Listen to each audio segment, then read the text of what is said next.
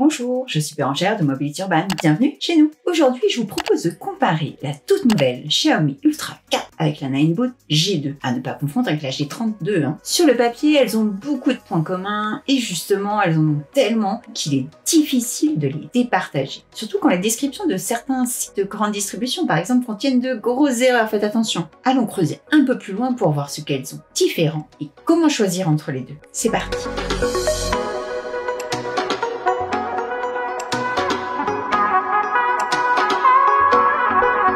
On commence par un point particulier que je voulais soulever. Si Xiaomi et Ninebot sont de très grandes marques, très connues et parmi les plus distribuées et qu'elles sont plutôt très fiables, depuis quelque temps, elles prennent un malin plaisir à changer toutes les pièces, même les plus anecdotiques comme les sonnettes, les ports de charge ou les catadioptres. Elles visent à rendre chaque modèle unique et rend beaucoup plus compliqué les réparations hors garantie en dehors de leur propre réseau. On en reparlera aussi dans le comparatif entre la Mi 4 et la Mi Pro 4. Et ça, c'est pas très sympa. Parce que l'un des gros avantages qui a d'ailleurs participé à l'énorme succès d'une M365, c'est que tout le monde pouvait se la bricoler ou se la réparer. Mais revenons à nos moutons, ou plutôt à nos trottinettes du jour. Pour les similarités, elles sont donc toutes les deux équipées de grandes roues 10 pouces avec des pneus tubeless, c'est-à-dire sans chambre à air, et avec un gel auto-cicatrisant. Maintenant, vous avez un peu l'habitude, c'est un gros avantage confort et une belle résistance à la crevaison. Elles possèdent le même type de frein, c'est-à-dire tambour à l'avant et électrique avec récupération d'énergie sur la roue moteur à l'arrière.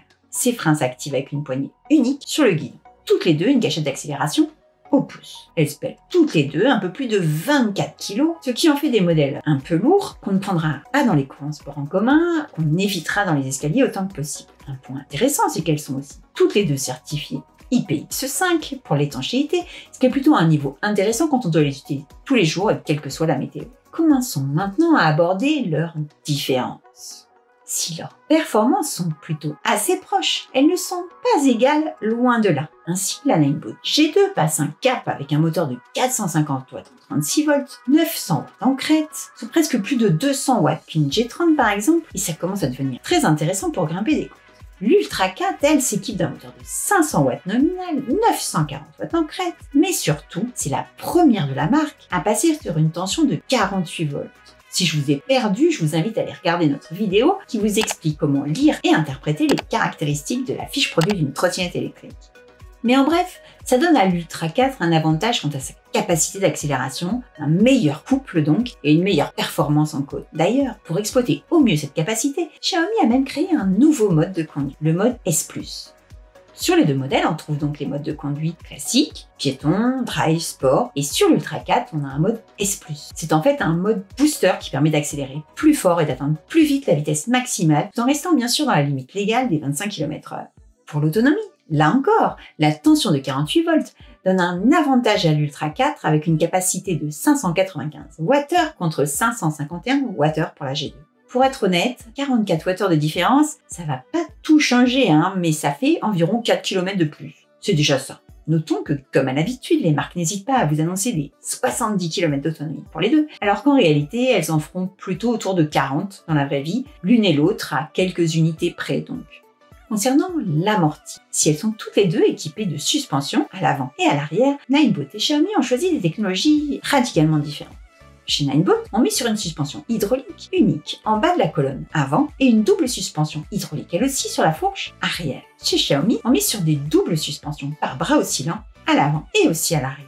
Alors les deux systèmes font parfaitement le taf, elles sont super confort, c'est un vrai plus d'avoir des suspensions sur ces modèles. Mais il faut avouer que les amortisseurs de la G2 sont super souples, tandis que ceux de l'Ultra 4 sont plutôt plus fermes. Par contre, ils s'équilibrent globalement mieux entre l'avant et l'arrière. Concernant le gabarit et le look maintenant, la Mi 4 est clairement plus élancée, plus élégante, plus raffinée. La G2 est clairement plus massive, elle a un look assez proche de celui de la G30 et finalement un peu plus imposant. En même temps, ça lui donne un air plus robuste. Elles ont toutes les deux des guidons très larges de 55 cm et la même hauteur à 102 cm.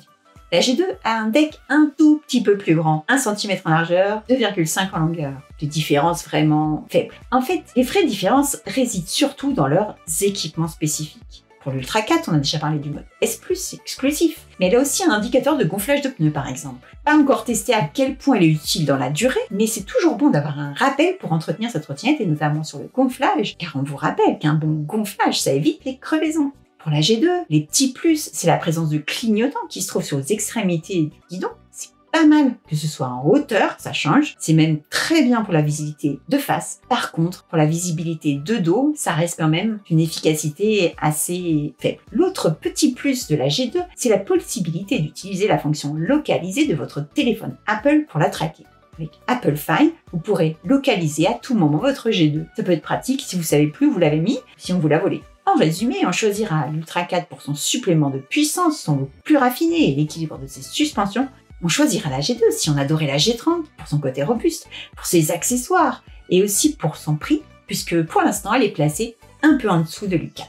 J'espère que cette vidéo vous aura un peu éclairé sur la différence entre ces deux modèles. N'hésitez pas à poser vos questions complémentaires en commentaire. Je ne manquerai jamais d'y répondre. Vous pouvez venir les voir et les tester dans nos magasins. On peut vous aider à choisir le modèle qui convient le mieux à votre usage. Gardez en tête que la meilleure trottinette électrique, c'est celle qui vous convient à vous et pas à celle de votre voisin. Vous pouvez liker, partager, n'oubliez pas de vous abonner si ce n'est pas encore fait. Et en attendant la prochaine vidéo, je vous dis à bientôt!